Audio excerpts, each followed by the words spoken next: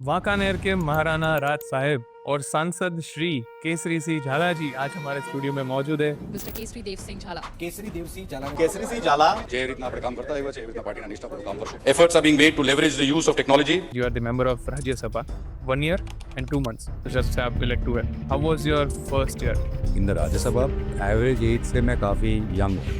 हमारे लिए तो लर्निंग का फास्ट रहा है पिछला साल. राज्यसभा के मेंबर्स इतने डाइवर्स स्टेट से आते हैं, उसके बीच अपनी आवाज़ खड़ी करने के लिए आपका माइंडसेट क्या रहता है?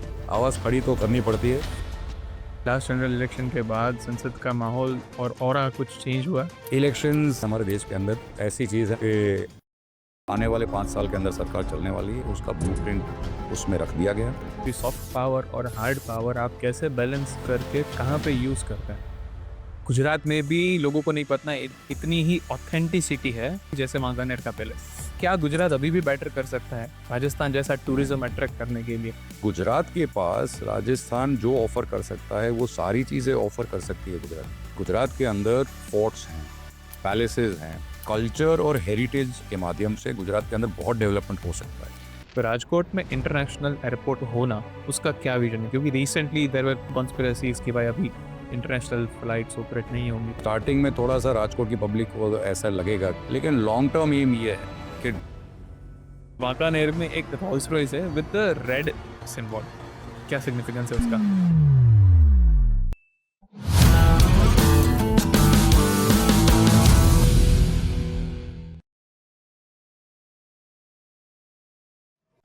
वांकानेर के महाराणा राज साहेब और सांसद श्री केसरी सिंह झाला जी आज हमारे स्टूडियो में मौजूद है.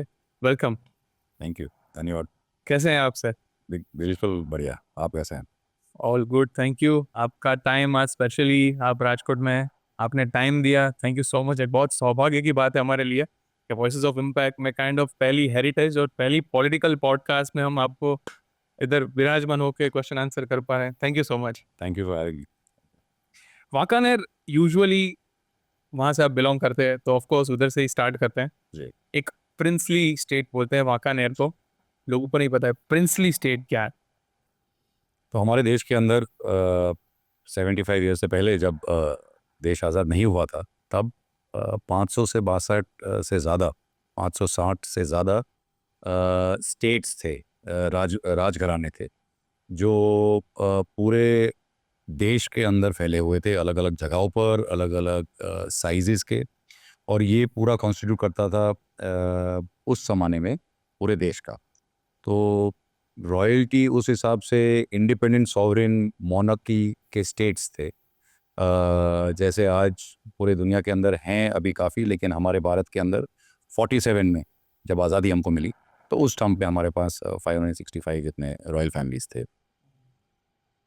ओके. वांकानेर की अगर हम बात करें तो एक बहुत ही पुरानी लेगेसी है. आपके फादर और फोर फादर से लेके आपके फादर दिग्विजय सिंह झाला कांग्रेस के बहुत ही मुख्य और देश के पहले एनवायरमेंटल मिनिस्टर इंडिया के. जी हाँ दोस्तों, उनके सुपुत्र है आज हमारे साथ और वो भी राज्यसभा में एक फ्रेशली एडेड राज्यसभा मेंबर है. तो उसकी भी थोड़ी बात करेंगे. एक थोड़ा टॉपिक हेरिटेज से लेकर पॉलिटिकल से लेकर बहुत सारी बातें करनी है आपसे. पर again coming back to the Wankaner, अगर हम हमारा वांकानेर को देखें तो प्राइमरीली वांकानेर बहुत सारी सुविधाओं से इक्विप्ड है ऑलरेडी. आप बेसिक फैसिलिटीज़ बोलो, रेलवे स्टेशन बोलो, पानी बोलो. और अगर कंपेयर करें मोरबी से तो उसके साथ हम पहले करें तो वांकानेर क्यों मोरबी जितना डेवलप नहीं है? मोरबी एक जो नया डिस्ट्रिक्ट बना, राजकोट में से अलग होके मोरबी डिस्ट्रिक्ट बना. तो मोरबी एक तो डिस्ट्रिक्ट हेडक्वार्टर्स है.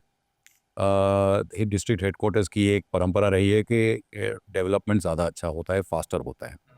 तो एक तो ये है. दूसरा इंडस्ट्रियल एरिया जो है मोरबी के अंदर, हमारा मेन सिरेमिक का जो उद्योग है, देश का ऑलमोस्ट 90% विट्रीफाइल प्रोडक्शन मोरबी विस्तार में होता है.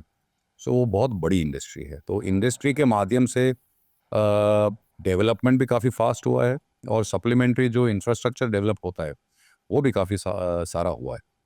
वांकानेर का डेवलपमेंट भी पिछले 10 सालों के अंदर काफ़ी हुआ है.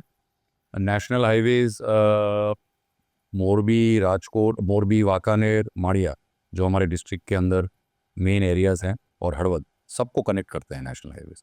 लेकिन रेलवे का जो एक कनेक्टिविटी है वो सिर्फ वाकानेर में है, जो मेन डिस्ट्रिक्ट का जंक्शन है।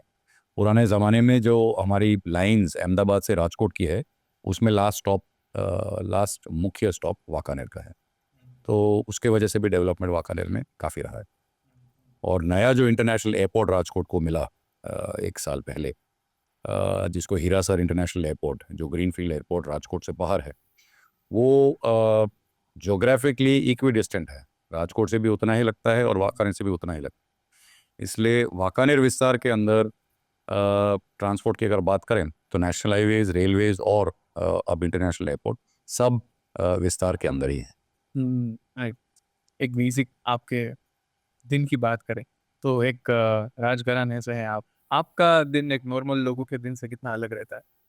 सबके अलग अलग दिन होते हैं। दिन के अंदर रूटीन्स अलग अलग होती हैं।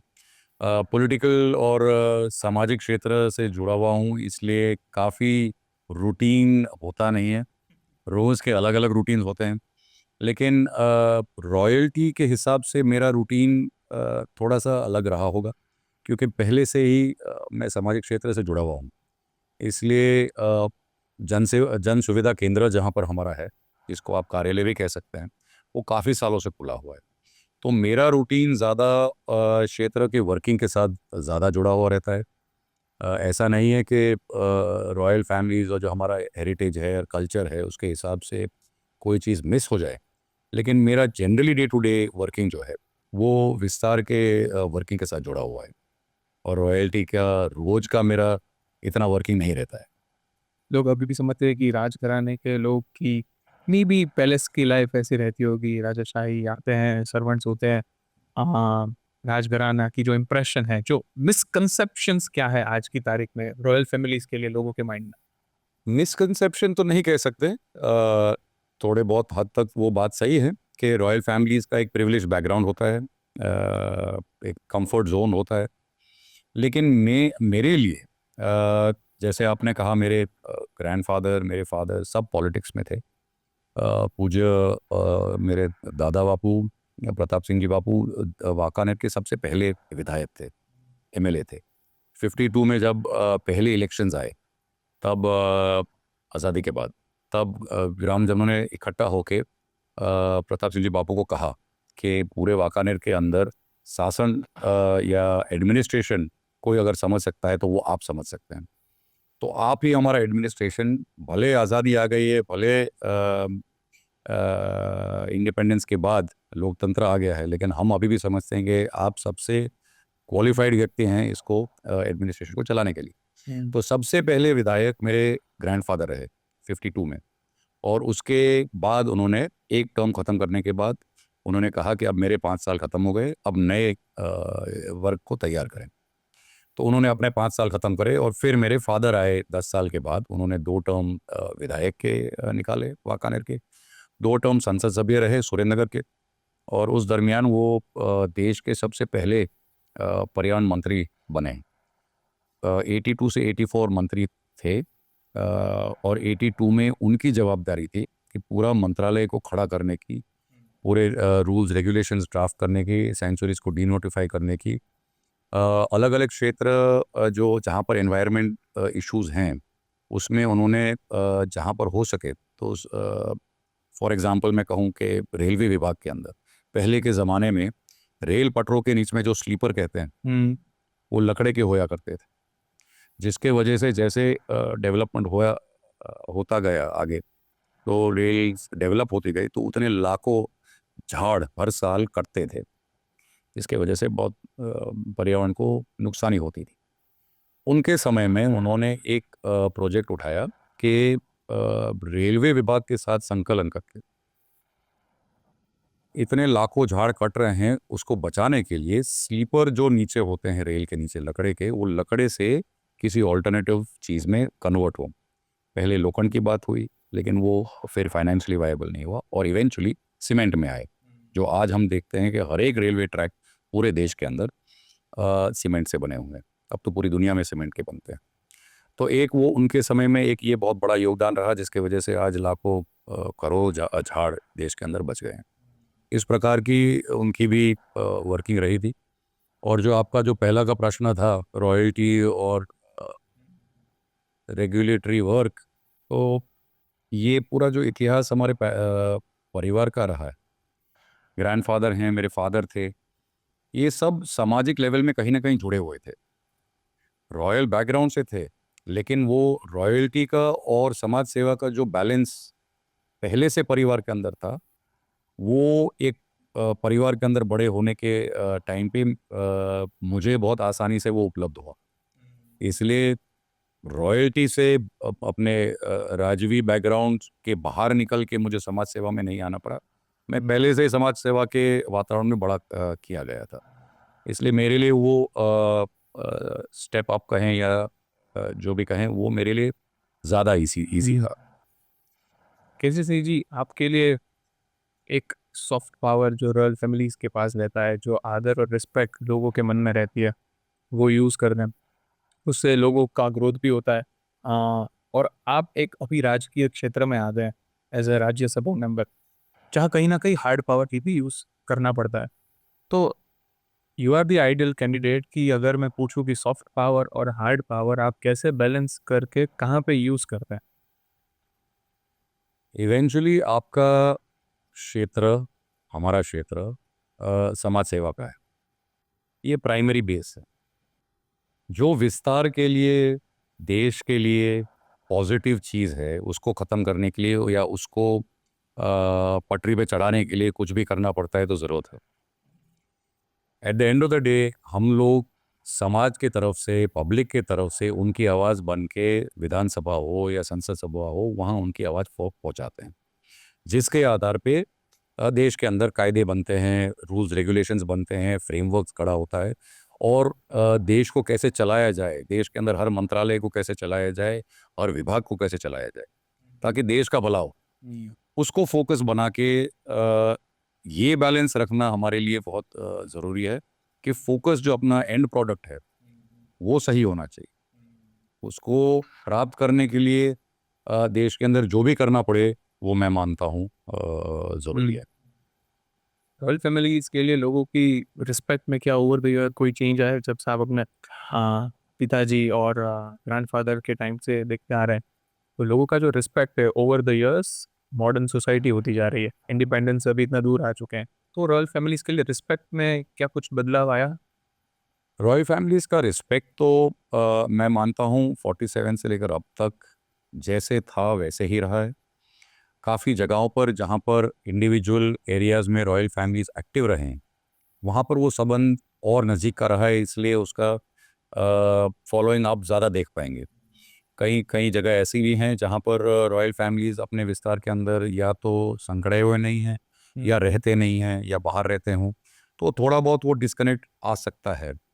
लेकिन जनरली एक परंपरा रही है भारत के अंदर कि रॉयल फैमिलीज़ का रिस्पेक्ट इतने सालों के बाद भी, 75 ईयर्स के बाद भी बरकरार रहा है, और इसका मुख्य कारण ये है कि हमारे भारत के देश के अंदर आज़ादी के समय इस तरीके से, जिस तरीके से हमको आज़ादी मिली, जो पूरी दुनिया के अंदर कभी नहीं हुआ है, वो भारत में हुआ कि 560 प्लस रॉयल फैमिलीज़ ने देश के इंडिपेंडेंस के कॉल के को सपोर्ट किया, और खुद की पूरी सॉवरेन राइट्स, जो सब कुछ उनका था, सर्वश्रेष्ठ सब भी था उनका, उन्हें पूरा उनका राज सौंप दिया, विदाउट बारिंग एक या दो जगह के सिवाय बाकी कहीं पर भी कोई विवाद नहीं हुआ, कोई विरोध नहीं हुआ।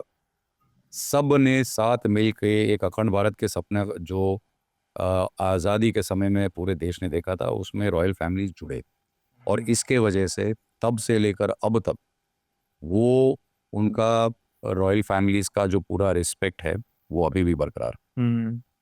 प्रिंसली स्टेट की हमने थोड़ी दिन पहले बात की कि वाकाना is a princely state, which means कि लोगों को नहीं पता होगा कि ब्रिटिश राज के समय ब्रिटिश लोगों की ये पॉलिसीज होती थी, पर उसके अंदर ऑटोनॉमी में राज्य चलते थे, खुद की पॉलिसी मेकिंग होती थी, खुद का टैक्सेशन और रूल्स एंड रेगुलेशंस होते थे। But the bigger version was British Raj की, जो फॉरेन अफेयर्स और डिफेंस कंट्रोल करते थे। Please correct me if I am wrong. या तो ये लोगों को नहीं पता दिस इज प्रिंसली स्टेट। तो प्रिंसली स्टेट के समय पर लोग एक्सपेक्ट करते थे कि हमारे राजा है, महाराजा है, उनसे हमें ये चीज़ एक्सपेक्ट करते हैं गवर्नेंस में या फिर बेनिफिट्स में, ओवरऑल ग्रोथ में। आज के समय में लोग महाराजा और ये राजघराने से क्या कोई एक्सपेक्टेशंस रखते हैं कोई पर्टिकुलर डिपार्टमेंट में? पहले तो ब्रिटिश के टाइम पे, आज़ादी के पहले दो प्रकार के सिस्टम चलते थे भारत में। एक था British India, British princely India, और एक था प्रिंसली इंडिया।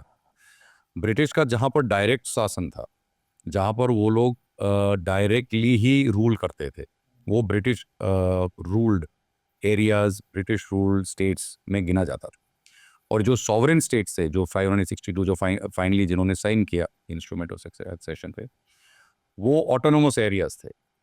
लेकिन सब स्टेट्स को कोऑर्डिनेट करने के लिए कोई कोई ऐसे विषय थे, एक्सटर्नल अफेयर्स था, सिक्योरिटी था, ये सारी चीज़ों, रेलवेज था, इस सब को स्मूथली रनिंग के लिए कोऑर्डिनेशन में ब्रिटिश का रोल रहा करता था। आज के ज़माने में इंडिपेंडेंट इंडिया के अंदर रॉयल फैमिलीज़ का अकॉर्डिंग टू लॉ कोई रोल नहीं है। अकॉर्डिंग टू लॉ कोई रोल इसलिए नहीं है क्योंकि ओवरऑल सॉवरेनिटी जब गई 47 में, उसके बाद सर्टन प्रिविलेजेस रॉयल्टीज़ के पास थे। लेकिन सरकारी तंत्र के अंदर आज रॉयल फैमिलीज़ का कोई इंडिविजुअल रोल नहीं होता है। हाँ, जहाँ पर रॉयल फैमिली मेंबर्स सामाजिक लेवल पे और पॉलिटिकल लेवल पे एक्टिव हैं, वो आप देख सकते हैं। आज काफ़ी रॉयल फैमिली मेंबर्स एमएलएज हैं, स्टेट्स में मिनिस्टर्स हैं, मुख्यमंत्री, डेप्यूटी सीएम तक के रोल्स हैं, और केंद्र सरकार में एमपीज़ हैं, राज्यसभा में हैं, लोकसभा में हैं, मिनिस्टर्स भी हैं सेंटर में। तो उनका तो कॉन्स्टिट्यूशनल अथॉरिटी के हिसाब से राइट्स है। और आज के समय पे जितने भी रॉयल फैमिलीज अभी भी एक्टिव है, क्या उन लोगों में पे इंटरनल मतलब ऐसा community group gatherings, growing together, वो वाला अभी भी है क्या लोगों को? रॉयल फैमिली जनरली एक रिलेशनशिप के आधार से बहुत क्लोज निट कम्युनिटी, अगर मैं कह सकूं तो है। क्योंकि जनरली रॉयल फैमिलीज़ की शादियां, बेटे बेटियों की शादियां रॉयल फैमिलीज़ में होता है, आज के टाइम पे भी। आज के टाइम पे भी। तो कहीं ना कहीं बाय एंड लार्ज सब स्टेट्स के रिलेशनशिप्स दूसरे स्टेट्स के साथ कहीं ना कहीं निकल ही जाता है। सो वो रिलेशनशिप के माध्यम से it is a close net community. तो मिलना जुलना तो, अगर फॉर एग्जांपल अगर एक शादी कहीं हो रही हो, तो सबके रिलेशनशिप कहीं ना कहीं से तो निकलेंगे, तो सब वहाँ पर होते हैं। तो इस प्रकार का एक पारिवारिक संबंध एक रॉयल फैमिलीज के अंदर रहता है, और उसके माध्यम से एक संकलन का माध्यम भी रहता है। आज अगर हम बात करें कि इंडिया में हेरिटेज महल्स और वो सब की बात करें, तो सबके दिमाग में पहली चीज आती है राजस्थान। गुजरात में भी लोगों को नहीं पता इतनी ही ऑथेंटिसिटी है आज के यहाँ के पैलेस में भी, जैसे वांकानेर का पैलेस। तो क्या आपको लगता है गुजरात ने ये काइंड ऑफ एक अपॉर्चुनिटी मिस कर दी है एज कम्पेयर टू राजस्थान, या फिर let me put it in another way कि क्या गुजरात अभी भी बेटर कर सकता है राजस्थान जैसा टूरिज्म अट्रैक्ट करने के लिए? राजस्थान एक स्टेट के हिसाब से उन्होंने टूरिज्म को बहुत सालों पहले उठाया था। It was one of the first states जिन्होंने टूरिज्म को एक इंडस्ट्री के हिसाब से देखा और उसको डेवलप किया। तो अब फॉर एग्जांपल लेट 70s से राजस्थान के अंदर हेरिटेज टूरिज्म मजबूती से चल रहा है। सो दैट मीन्स अब चार डेकेड्स हो गए हैं। इतने समय के अंदर वो क्षेत्र को राजस्थान ने बहुत अच्छी तरह से डेवलप किया है। अपने टूरिज्म मार्केट, जो हेरिटेज टूरिज्म मार्केट है, उसको बहुत हाई लेवल पर ले आए हैं। सर्विस, हॉस्पिटैलिटी, सारी प्रॉपर्टीज़ का एक्सपोजर, मार्केटिंग, ये सारी चीज़ें हैं जिनके माध्यम से राजस्थान का हेरिटेज टूरिज्म बहुत जल्दी बढ़ा है। उसके सामने अगर गुजरात की बात करें, तो गुजरात में टूरिज्म सेक्टर राजस्थान से काफ़ी बाद में चालू हुआ। और फॉर एग्जांपल मेरे लेट फादर दिग्विजय सिंह जी साहब, जो इंडियन हेरिटेज होटल्स के मेंबर थे, उन्होंने 90s में, वो भी थे, उनके साथ और भी काफ़ी रॉयल फैमिलीज़ थे, और जो स्टेटली और हेरिटेज प्रॉपर्टीज़ के ओनर्स थे, वो भी उनके साथ उस प्लेटफॉर्म पे थे। फिर वहाँ से गुजरात का चैप्टर बना 90s में। वहाँ से गुजरात में धीरे धीरे हेरिटेज टूरिज्म का मार्केटिंग और अपलिफ्टमेंट चालू हुआ। आज वही हेरिटेज का एसोसिएशन जो है, वो जो ओरिजिनली 3 या 4 से चालू हुआ था, वो आज 60 के ऊपर हो गया है। सो development of heritage tourism Gujarat के अंदर काफ़ी बड़ा है, लेकिन क्योंकि हम राजस्थान के हिसाब से थोड़ा 20 साल के आसपास पीछे से डेवलपमेंट चालू किया, इसलिए हम थोड़े अभी भी उनके पीछे हैं। लेकिन गुजरात के पास राजस्थान जो ऑफर कर सकता है वो सारी चीज़ें ऑफर कर सकती है गुजरात, क्योंकि गुजरात के अंदर फोर्ट्स हैं, पैलेसेस हैं, स्टेटली होम्स हैं, हमारी विश्व प्रख्यात इतनी सारी वाव्स हैं। तो कल्चर और हेरिटेज और स्पेशली हेरिटेज के माध्यम से गुजरात के अंदर बहुत डेवलपमेंट हो सकता है, और पिछले 10-12 साल के अंदर वो दिख भी रहा है, लेकिन अभी भी काफ़ी आगे जाने की ज़रूरत है। गुजरात सरकार का भी एक सहकार अभी बीच में रहा कि जब टूरिज्म पॉलिसी बनी गुजरात राज्य में, तब एक पहली बार स्पेशल हेरिटेज टूरिज्म पॉलिसी, सब पॉलिसी भी बनाई गई, जिसके माध्यम से जो हेरिटेज प्रॉपर्टीज़ के ओनर्स हैं वो सरकारी लाभ ले सकें, सहाय ले सकें, और उनको बेनिफिट्स मिले जिसके वजह से इंडस्ट्री खड़ी हो सके। तो वो एक पहला स्टेप था। उसमें भी आने वाले समय में उसको मॉडिफाई करके थोड़ा सा और यूज़फुल बनाने का भी प्लानिंग चल रहा है, और अब सरकार और हेरिटेज एसोसिएशन के बीच में भी संकलन अब थोड़ा बड़ा है, और उसके माध्यम से मैं मानता हूँ कि आने वाले समय में पॉलिसी भी थोड़ी इंडस्ट्री फ्रेंडली होगी। क्या आज के समय में भी ये सभी रॉयल फैमिलीज पैलेसेस में रहते हैं, या फिर टूरिज्म पे ज़्यादा फोकस है और अभी they are staying away from the palaces और वो सब प्रमोशन हो रहा है? इंडिविजुअली अलग अलग घरों में अलग अलग इश्यूज हैं। काफ़ी लोग उसी प्रॉपर्टी में भी रहते हैं और उसी को डेवलप करते हैं।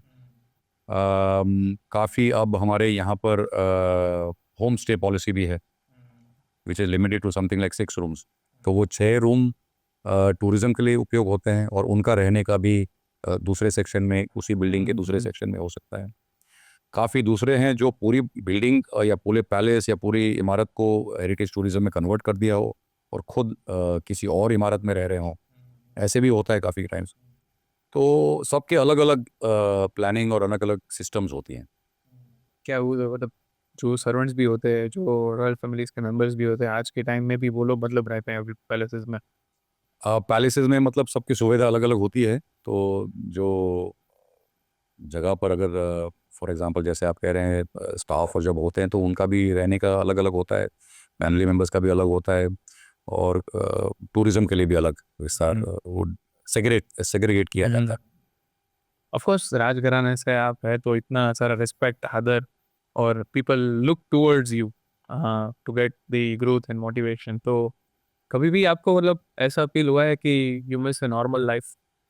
काफ़ी बार बिकॉज रॉयल फैमिली के बैकग्राउंड से भी वो परिस्थिति होती है, और पॉलिटिकल बैकग्राउंड में भी वो परिस्थिति होती है कि नॉर्मल लाइफ के प्रमाण में काफ़ी सैक्रिफाइस करने पड़ते हैं, and that is part and parcel. वो रॉयल फैमिली के मेंबर्स भी स्वीकारते हैं और जानते हैं कि वो सैक्रिफाइस करने पड़ते हैं, एंड पॉलिटिकल क्षेत्र में भी काफ़ी सैक्रिफाइस तो करने पड़ते हैं for being able to do the kind of work जो समय और टाइम जो ज़रूरत है इस क्षेत्र के अंदर, उसके वजह से काफ़ी इश्यूज तो रहते हैं।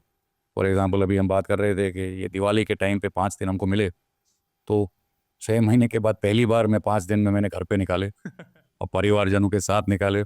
थोड़ा त्यौहार में भी हमने भाग लिया घर पे, इसलिए सैक्रिफाइस तो चाहिए होते हैं। राइट, बिकॉज जहाँ पे भी आप जाते हैं इतना सारा अटेंशन, एक एक एक्शन पे इतना सारा नोटिसिंग। होता है और जैसे क्षेत्र में जवाबदारियां बढ़ती हैं वैसे सैक्रिफाइसेस भी बढ़ते हैं। अब उसका तो प्राइम एग्जांपल अगर आपको देखना है तो हमारे ऑनरेबल पीएम है। उनको तो अपनी पूरी लाइफ इस क्षेत्र में उन्होंने सैक्रिफाइस ही करी है कि ताकि वो पूरा टाइम दे सके देश की सेवा के लिए। That is one of the prime examples.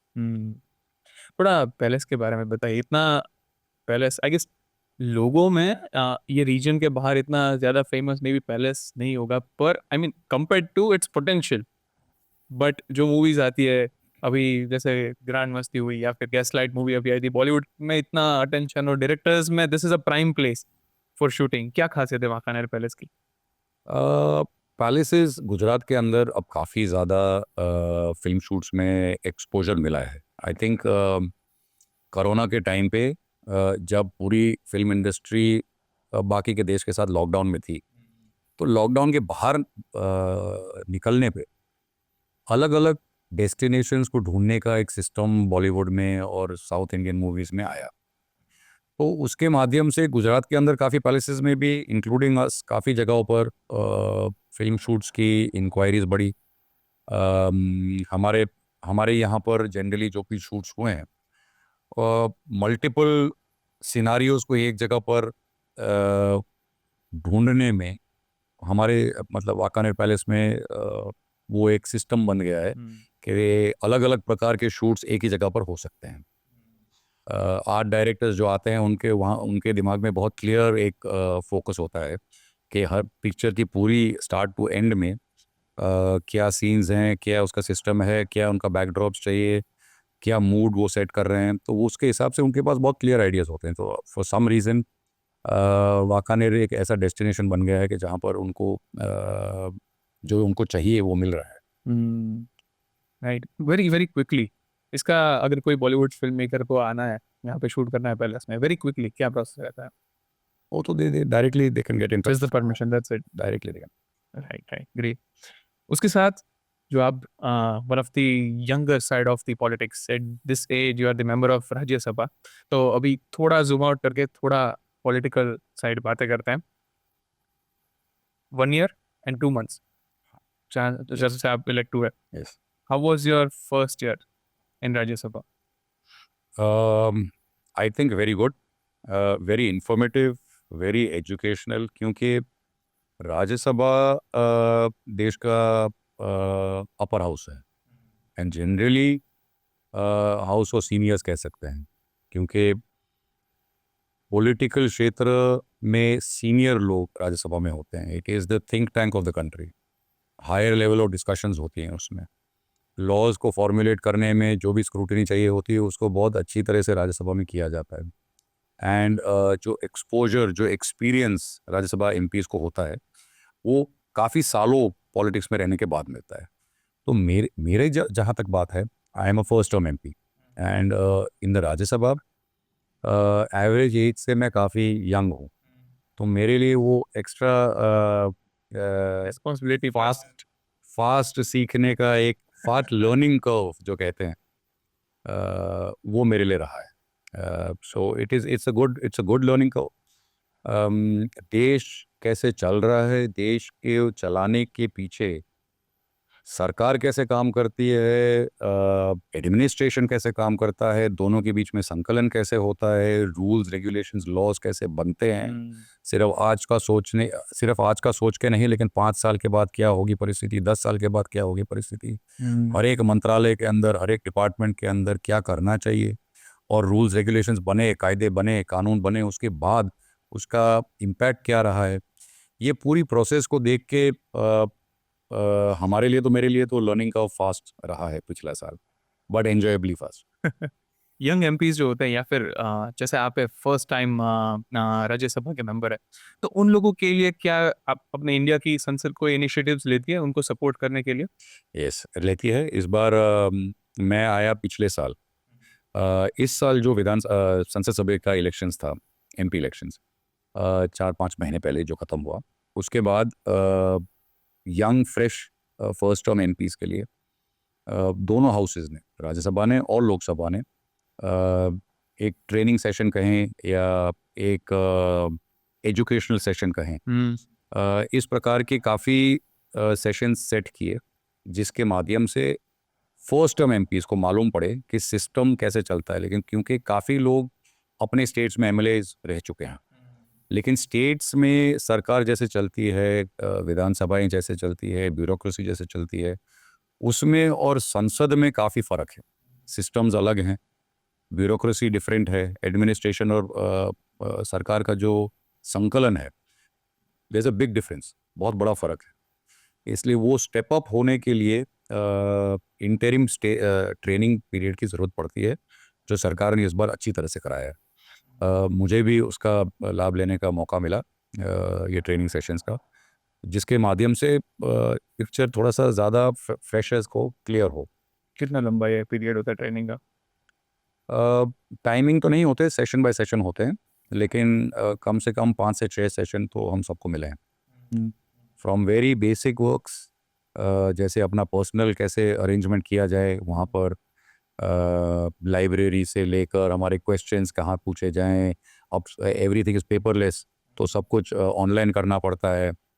अलग अलग प्रकार के क्वेश्चन आर में और ज़ीरो आर में और स्पेशल मेंशन में क्या डिफरेंस। पार्लियामेंट के अंदर बोलना इज़ नॉट ऑल इनकम्पसिंग, क्योंकि बोल आप अलग अलग सिस्टम्स के हिसाब से अलग अलग चीज़ आप बोल सकते हैं। क्वेश्चन आस्किंग इज के आप प्रश्न पूछ रहे हैं, ज़ीरो आर में आप मुद्दा उठा रहे हैं, स्पेशल मेंशन में भी आप मुद्दा उठा रहे हैं। तो ये सब अलग अलग टेक्निकल इश्यूज हैं, ये सब सीखनी पड़ती हैं। और 2 महीनों के अंदर मुझे राज्यसभा की तरफ से 2 संसदों को, जिसमें से मैं एक था, हमको स्कॉटलैंड एक कॉमनवेल्थ पार्लियामेंट्री एसोसिएशन के ट्रेनिंग सेशन के लिए भेजा गया। उसका मेन एम ये था कि जो कॉमनवेल्थ कंट्रीज़, जो बाकी की कंट्रीज़ हैं जिसके अंदर भारत के जैसे ही डेमोक्रेटिक सिस्टम है और पार्लियामेंट्री सिस्टम है, तो उन सब का एक संयुक्त ट्रेनिंग सेशन किया जाता है हर साल। तो 2 संसदों के में से एक मुझे भेजा गया, स्कॉटलैंड, और एडिनबरा जो कैपिटल स्कॉटलैंड का है, वहाँ पर 1 हफ्ते भर का ट्रेनिंग सेशन किया गया। वो एक काफ़ी इंफॉर्मेटिव, काफ़ी एजुकेशनल ट्रेनिंग सेशन रहा, क्योंकि अलग अलग देशों में से, अलग अलग बैकग्राउंड से, अलग अलग पॉलिटिकल कल्चर से लोग आते थे। और वहाँ से सिर्फ सिस्टम सीखना नहीं, लेकिन अलग अलग जहाँ बैकग्राउंड से लोग आए थे, एमपीज, एमएलएज, तो उनका कैसे वर्किंग होता है उनके देशों में, सिस्टम्स थोड़े थोड़े कितने डिफरेंस रहते हैं उनके और हमारे बीच में, ये सब भी सीखने का काफ़ी अच्छा अवसर रहा। तो मेरे मेरे लिए इमीडिएटली राज्यसभा में आने के बाद ये एक बहुत बड़ा ट्रेनिंग सेशन मेरे लिए हुआ। राइट। इतने एक्सपीरियंस्ड राज्यसभा के मेंबर्स इतने डाइवर्स स्टेट से आते हैं, आ, उसके बीच अपनी आवाज़ खड़ी करने के लिए आपका माइंडसेट क्या रहता है? आवाज़ खड़ी तो करनी पड़ती है जब अब मुद्दे एक तैयार हो गए हों, कि सब एमपीज प्लानिंग करते हैं कि अपने हमारे 5 साल के अंदर या राज्यसभा के संसद 6 साल के अंदर हमारा क्या टारगेट है, हर साल का हमारा क्या टारगेट, या हर सेशन का हमारा क्या टारगेट, क्या क्या मुद्दे हैं, प्रायोरिटी में पहले क्या लेना, सेकंड क्या लेना, थर्ड क्या लेना। ये प्रकार के सिस्टम तो सब एमपीज करते हैं और स्टेट्स में एमएलएज भी करते हैं। तो अपने टारगेट्स पूरे हों और जनता की आवाज़ सदन में पहुँचे, उसके लिए सब एमपीज की प्लानिंग अच्छी होती है, और उसके लिए आवाज़ तो अब खड़ी करनी ही है, तो सबका प्लानिंग अलग अलग होता है। लास्ट जनरल इलेक्शन के बाद संसद का माहौल और ऑरा कुछ चेंज हुआ? इलेक्शंस ऐसी चीज़ है हमारे देश के अंदर कि एक कांस्टेंट अप एंड डाउन तो रहता ही। कोई ज़्यादा खुश होता है इलेक्शन में, कोई थोड़ा कम खुश होता है, इसलिए अलग अलग सबके फिर आप सरकार में हो या ऑपोजिशन में हो, हर सब पार्टीज़ के, सब एमपीज़ के अलग अलग रिएक्शंस होते हैं। लेकिन इलेक्शन के बाद का जो पहला सेशन होता है, उसमें वो सब ज़्यादा दिखने को मिलता है। बट मैं मानता हूँ कि जैसे सेकंड सेशन आता है, जो अभी हमारा आने वाला है नवंबर एंड में, उसमें फिर बिजनेस एज यूजुअल चालू होके वर्क के ऊपर ध्यान दिया जाता है। तो जैसे आपने बताया, कैसा था ये पहला सेशन? पहला सेशन तो काफ़ी काफ़ी एनर्जेटिक और काफ़ी अच्छा था, लेकिन मेरे हिसाब से जो आने वाले 5 साल के अंदर सरकार चलने वाली है, उसका ब्लूप्रिंट उसमें रख दिया गया। एंड उसके बाद अब जो नेक्स्ट सेशन आएगा, उसमें अब इम्प्लीमेंटेशन चालू हो जाएगा, सरकार का रेगुलर वर्किंग वो चालू हो जाएगा। हमने आपके थोड़े इंटरव्यूज भी देखे हैं, आपने मुद्दे उठाए हैं, गुजरात में इंडियन आर्मी के कैंप सेंटर्स बढ़ाने के लिए, या फिर फॉरेन पॉलिसीज में आपका इंटरेस्ट दिखाया जहाँ पे पेपरलेस सुविधा हो फॉरेनर्स के लिए, to promote tourism in India. उसके साथ साथ अभी जो 5 साल बाकी है, उसमें आपके पर्सनल टारगेट्स क्या है राज्यसभा में? सबसे पहला जो मैंने मुद्दा उठाया था पार्लियामेंट में मेरे पहले सेशन में, वो ये था सैनिक स्कूल्स की सुविधा गुजरात के अंदर बढ़ाने के लिए। गुजरात एक बॉर्डर स्टेट है, लैंड बॉर्डर स्टेट भी है और सी भी हमारा एक बॉर्डर लगता है। गुजरात सैनिक स्कूल्स के लिए एक आइडियल स्टेट है। सैनिक स्कूल्स के माध्यम से आर्म्ड फोर्सेस में, आर्मी, एयरफोर्स और नेवी में जो भर्तियां जो अब बढ़ने लगी हैं स्लोली गुजरात में, उसका लाभ सैनिक स्कूल के माध्यम से मिल सकता है।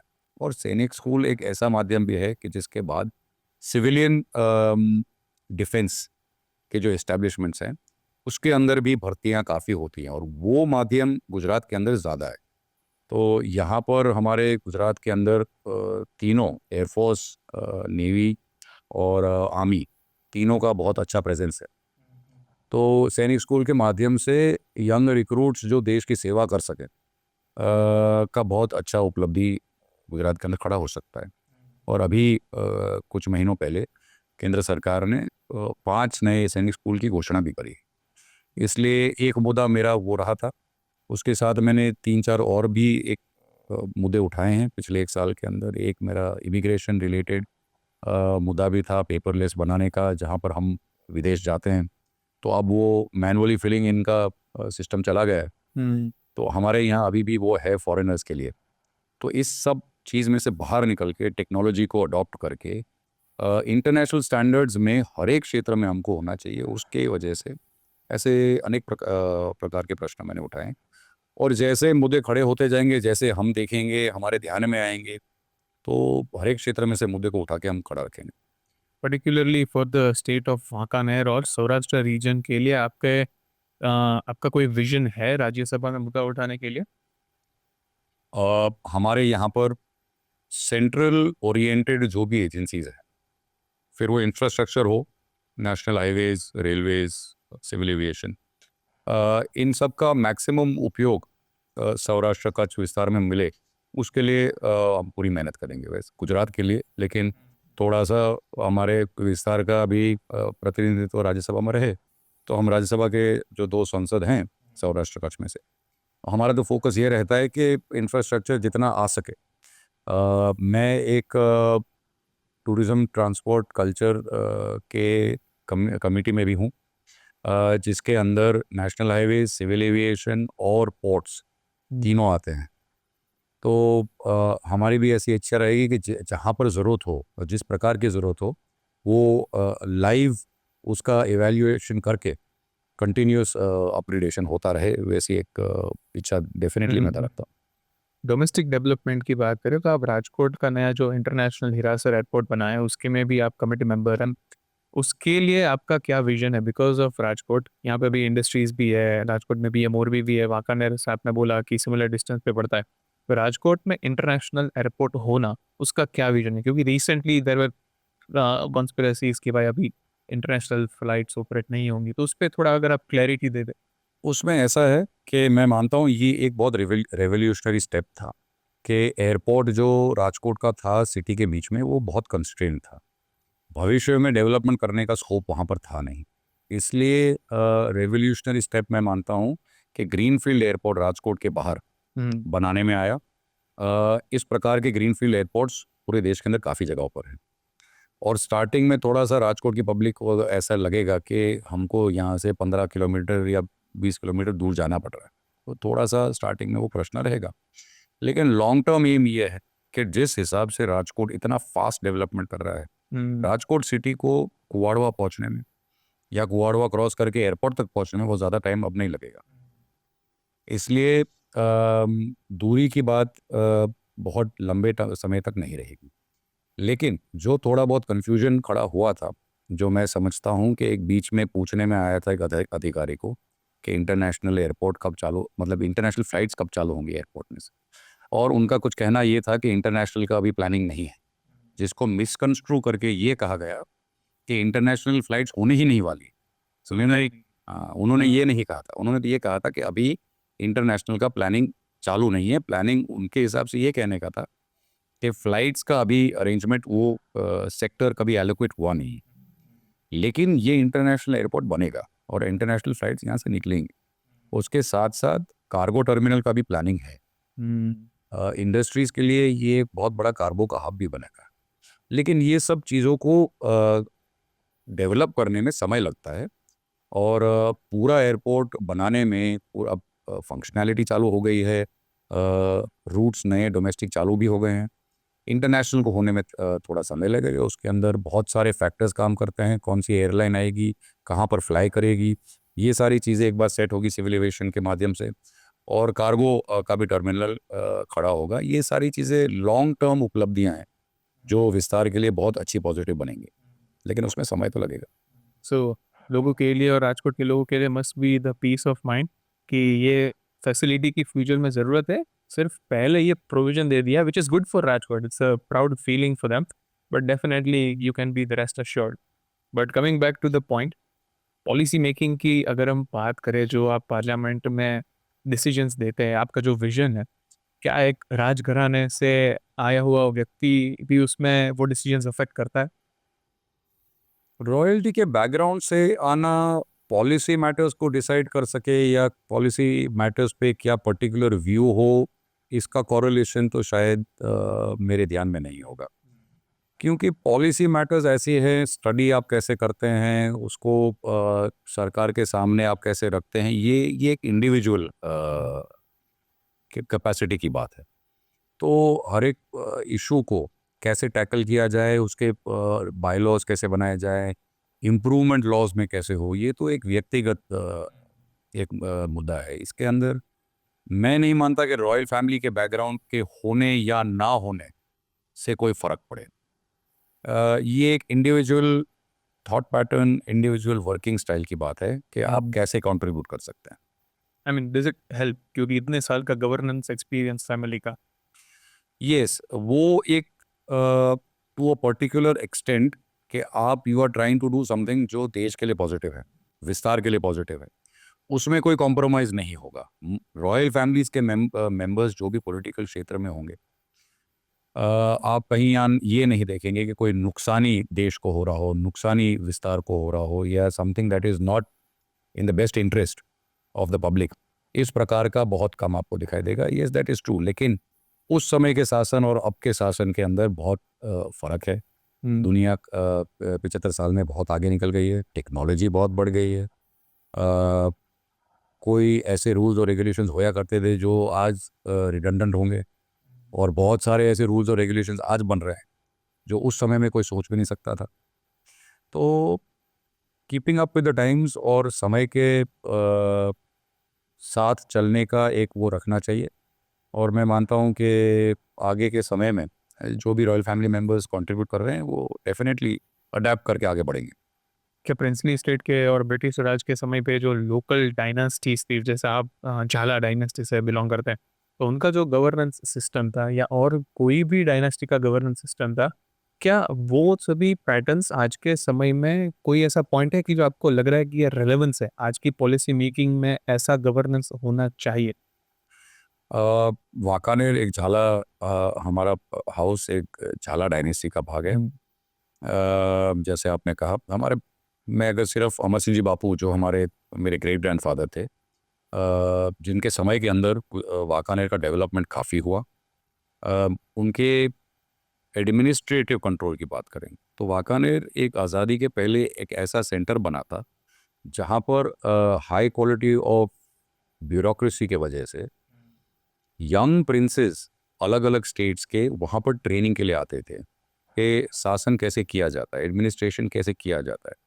इस प्रकार का एक स्कूलिंग सिस्टम आप कह सकते हैं वहाँ पर था, और काफ़ी सारे स्टेट्स में से यंग प्रिंसेस जो भविष्य के रूलर्स बनने वाले थे उनका ट्रेनिंग वहाँ पर हुआ करता था। फैसिलिटीज़ की और सुविधाओं की बात करें तो उस समय में वाकानेर के स्टेट के साइज़ के हिसाब से अमर सिंह जी बापू का काफ़ी फोरसाइट था। उनको मालूम था कि वाकानेर एक एग्रीकल्चर ओरिएंटेड विस्तार है, खेती प्रधान देश है। तो उन्होंने उस समय में राजकोट, ये जो हीरासर एयरपोर्ट है, उस तरफ लोकेशन सेट करके एक बड़ा डैम का निर्माण चालू किया, जिसको मच्छु 1 करके आज कहते हैं, और उस समय में अमर सागर कहते थे उनके नाम। उन समय का उनका प्लानिंग ये था कि डैम वहाँ पर बनता है और बांधने के बाद उस डैम में से वाकानेर के सारे गांव में सिंचाई की पानी की उपलब्धता हो। ये प्लानिंग 100 साल पहले का प्लानिंग आज उस चीज़ को हाल सरकार करंट सरकार ने जो ये सौनी योजना का जो निर्माण किया है तो बहुत बड़े लेवल पे किया।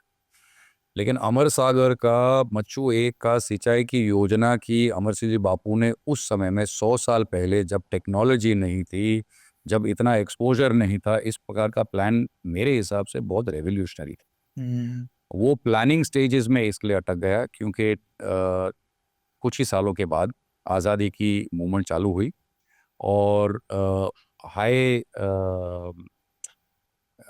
हाई लेवल के जो ये प्रोजेक्ट्स थे वो एंड में सब थोड़े बहुत लिटिगेशन में भी अटक गए क्योंकि वाटर स्टोरेज और वाटर रिटेंशन का डायरेक्ट इम्पैक्ट नेक्स्ट स्टेट पे भी होता है। तो थोड़ा सा विवाद के वजह से वो प्रोजेक्ट ख़त्म नहीं हो पाया। तो इस प्रकार की विजनरी प्लानिंग उस समय में होया करते थे। उन्होंने एक आरोग्य का बहुत बड़ा मंदिर वाकाने में खड़ा किया जिसको वेलिंगटन हॉस्पिटल किया कहा जाता है, जो आज सरकारी हॉस्पिटल के माध्यम से जाना जाता है। फिर Amar Singh ji high school independence के पहले बनाया गया, जो आज भी वाकानेर के अंदर सबसे बड़े एजुकेशनल इंस्टीट्यूशंस में से हैं। तो ये सारी सुविधाओं जो स्टेट्स में स्टेट टाइम में जो बनी उनका पूरा उपयोग आज भी हो रहा है आरोग्य क्षेत्र में, शैक्षणिक क्षेत्र में, सिंचाई के, खेती के क्षेत्र में। तो मैं मानता हूँ कि स्टेट्स के टाइम पे ये उपलब्धियाँ सिर्फ वाकानेर में नहीं हर एक स्टेट में होया करती है और हर एक स्टेट में विजनरी लीडरशिप अलग अलग रूलर्स के माध्यम से विस्तार के विकास के लिए और हमेशा चिंतित रहते थे कि आम जनता आज के समय पे पॉलिटिकल इन्फ्लुएंस जो राजघराने से लोग आते हैं और राज्यसभा में जैसे आप मेंबर है या कोई भी और राजघराने से आता है तो उसका रेलेवेंस क्रिटिसाइज करते हैं लोग। बन सकता हो सकता है कि ऐसा भी एक वर्ग हो सके कि जिनके ध्यान में ना हो कि किस प्रकार के वर्किंग के बाद कोई एक व्यक्ति उस स्टेज पे पहुंचा हो। लेकिन मैं मानता हूं कि वो वर्ग बहुत छोटा है। मेजॉरिटी वर्ग जो देश के अंदर है वो जानते हैं कि कोई भी प्रतिनिधित्व, लोक प्रतिनिधित्व, फिर वो धारा से विधायक हो या वो संसद हो, पब्लिक सब जानती है मेरे हिसाब से कौन मेहनत करके कितना संघर्ष करके कहाँ पहुँचा है और किसके पास अलग दूसरे प्रकार के माध्यम है जिससे उनका आगे बढ़ना थोड़ा सिंपलर बन जाता है। तो पब्लिक से कुछ छुपा रहता नहीं है, पब्लिक सब जानती है। जहाँ तक प्रश्न रहा राजवियों का, सिर्फ राजवी घराने से आने से ये कोई गारंटी नहीं है कि आप एमएलए बन जाएंगे या एमपी बन जाएंगे। आपको आपके पब्लिक के बीच में रहकर काम करना पड़ता है, आपको संघर्ष भी करना पड़ता है, पब्लिक के साथ रह के पब्लिक के प्रश्न का निकाल भी करना पड़ता है। ये सारी चीज़ें इकट्ठा हो के कोई एक पॉलिटिशियन बनाती हैं, सिर्फ बैकग्राउंड पॉलिटिशियन नहीं बनाती। एक राजघराने से जब आप बिलोंग करते हैं, इतनी जनरेशन से जो आपकी डायनेस्टी चल रही है, तो उसमें बहुत सारे ऐसे ट्रेनिंग्स होंगे जैसे पब्लिक स्पीकिंग, जैसे आप लोगों से कैसे कनेक्ट करते हो, तो ये राजघराने में ये सब शिक्षा आज की तारीख में कैसे देते हैं?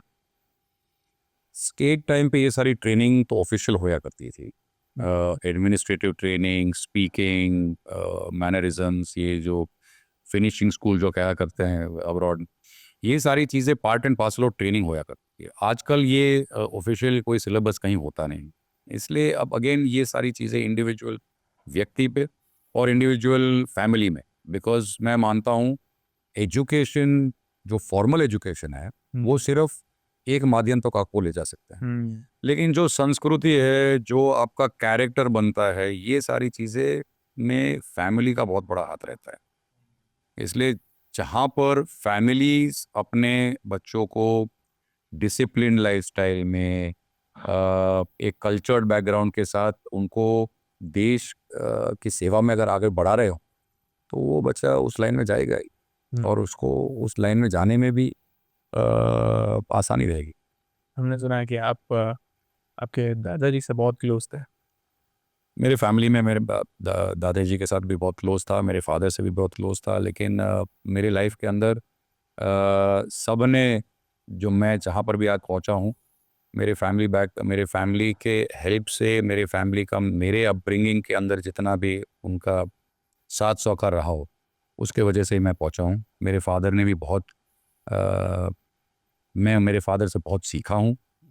पॉलिटिकली कहें या पर्सनालिटी वाइज कहें या सिद्धांत, किस वजह से मैं पॉलिटिक्स में आया, किस वजह से मैं अपने लाइफ को जिस तरीके से जीता हूँ, ये सारी चीज़ें में सबसे बड़ा कोई इन्फ्लुएंस हुए तो मेरे पूज्य पिताश्री थे। रिसेंटली अगर थोड़ा और पॉलिटिकल साइड जाए, थोड़ा और बीजेपी की बात करें, तो जो भी वो सदस्यता अभियान ड्राइव है 2024 में, उसका रेलेवेंस अगर मैं आपसे पूछूं, तो क्या ये एफर्ट है जो लास्ट इलेक्शन के बाद जो पीपल से कनेक्शन थोड़ा हिल गया था, उसको रिस्टोर और ये फेथ गवर्नमेंट में रिस्टोर करने के लिए? उसको उस माध्यम से एक एक बार देख भी रहा है, लेकिन पार्टी की जो गाइडलाइंस है, पार्टी का जो सिद्धांत है, वो हर 3 साल के बाद जो एक पीरियड होता है, एक टर्म होती है, जैसे संसद में और विधानसभा में होती है, उसी तरह से संगठन में भी होती है। और भारतीय जनता पार्टी एक कार्यकर लक्ष्य पार्टी है, कार्डर बेस्ड पार्टी। अनेक पार्टियां देश के अंदर हैं, लेकिन जो प्योर कार्डर बेस्ड पार्टियां हैं, उसमें शायद एक या दो ही और पार्टीज हो सकती हैं। उस हिसाब से कार्डर बेस्ड पार्टी के अंदर इंटरनल पार्टी डेमोक्रेसी बहुत एसेंशियल चीज़ है। वर्किंग जो करे वो आगे बढ़ पाए।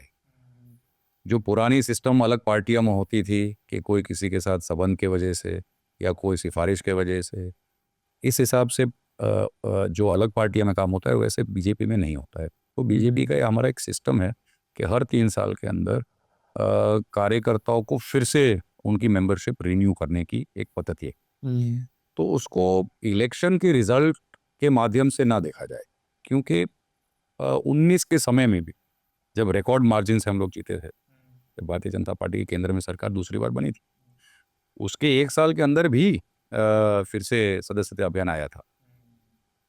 तो हाई पे होने के वजह से सदस्यता अभियान ना किया और अभी किया जा रहा है, ये मेरे हिसाब से सही नहीं है। ये सिस्टम कुछ भी रिजल्ट आए, ये सिस्टम तो हर 3 साल होने ही वाला है, और इससे एक कार्यकर्ताओं का मेंबरशिप तो रिफ्रेश होता है, लेकिन एक जुस्सा भी रिफ्रेश होता है। और कौन किस स्टेज पे कहाँ पर है, वो पार्टी को भी ध्यान में आता है कि सब कार्यकर्ता हमारे किस लेवल पर हैं अभी। हेरिटेज, पॉलिटिक्स, सबकी बातें हो गई। थोड़ा आपकी पर्सनल लाइफ पे आते हैं। आपके शौक हमें पता है, बहुत ही बड़े क्रिकेट के फैन हैं आप। थोड़ा उसके बारे में बताइए। यूके यूके खेल रहे थे आप क्रिकेट, थोड़ा उसके बारे में बताइए। छोटी उम्र से क्रिकेट बहुत खेला हूँ। वाकानेर के अंदर हमारे क्लब के अंदर पिछले 25 साल से मैंने एक कैंप भी चालू करवाया है, जहाँ पर एवरी संडे मैचेस भी होते हैं विनामूल्य। वहाँ से हमने क्रिकेट का चालू किया। मैं जब इंग्लैंड एजुकेशन में गया तो मेरे स्कूल का भी मैं प्लेयर रहा। मैंने अपने स्कूल का रिप्रेजेंट किया 3 साल के लिए। फिर मैं कॉलेज में गया। कॉलेज में 3 साल स्कूल में कॉलेज में क्रिकेट का मेंबर रहा टीम का। और अपने फाइनल ईयर के अंदर हडर्सफील्ड यूनिवर्सिटी का मैं first non Yorkshire man captain बना, क्योंकि यॉर्कशर के अंदर एक पद्धति है कि वो नॉन यॉर्कशर ब्रिटिशर्स को भी कैप्टन नहीं बनाते। तो उनको एक इंडियन को कैप्टन बनाने के लिए बात काफ़ी बड़ी बात है। इसलिए मेरे भाग में वो आया और मैंने फाइनल ईयर में अपनी कैप्टनसी भी करी। वापस आके यहाँ पर भारत में मैंने cricket club of India Bombay में, बहुत बड़ा पुराना क्लब है, ब्रेबॉर्न स्टेडियम, जहाँ पर टेस्ट मैचेस और अब तो 2020 और सब कुछ वहाँ पर खेला जाता है। CCI को भी मैंने रिप्रेजेंट किया 1 साल। और मोरबी डिस्ट्रिक्ट जब राजकोट से अलग पड़ा, तब मोरबी डिस्ट्रिक्ट का मैं फर्स्ट क्रिकेट कैप्टन था जब डिस्ट्रिक्ट अलग हुए। इसलिए मैं काफ़ी डिस्ट्रिक्ट भी खेला हूँ। तो क्रिकेट तो काफ़ी खेलना का मुझे मौका मिला है एज ए यंगस्टर। ये शौक के साथ राजघराने का और एक शौक होता है विंटेज कार्स का, विंटेज चीज़ों का। और ऐसी ही एक विंटेज चीज़ पता नहीं कितने लोगों को पता है, पर आपकी रोल्स रॉयस लोकली और डोमेस्टिकली तो बहुत ही फेमस है, पर जिन लोगों को नहीं पता है उन लोगों के पास, उन लोगों को बता दे कि वांकानेर में एक रोल्स रॉयस है विद द रेड सिंबल। क्या सिग्निफिकेंस है उसका? हमारे पास एक हेरिटेज कार्स का जो एंटी विंटेज कार्स का जो कलेक्शन है, उसमें एक रोल्स रॉयस है 1921 सिल्वर गोस्ट। मेरे ग्रेट ग्रैंडफादर ने, अमर सिंह जी बापू ने, मेरे दादाश्री के लिए, प्रताप सिंह जी बापू के लिए ये गाड़ी का ऑर्डर करके कस्टम मेड बनवा के उन दिनों भारत मंगवाया था।